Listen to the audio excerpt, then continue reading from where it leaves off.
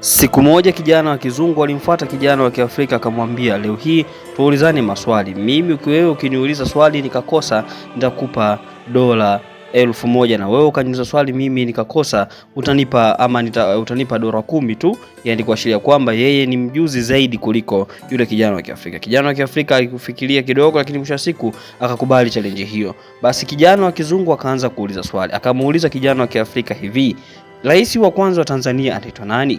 Kijana wa Kiafrika alifikiria kidogo, akatoa $10 kuashiria kwamba yeye hafahamu ni nani rais, ama hafahamu swali hilo. Lakini kijana wa kizungu akamwambia, sasa ni zamu yako. Kijana wa Kiafrika akamuuliza swali kijana wa kizungu hivi, ni ndege gani yeye anapokuwa juu anakuwa na miguu mitatu, lakini akitua chini anakuwa na miguu miwili?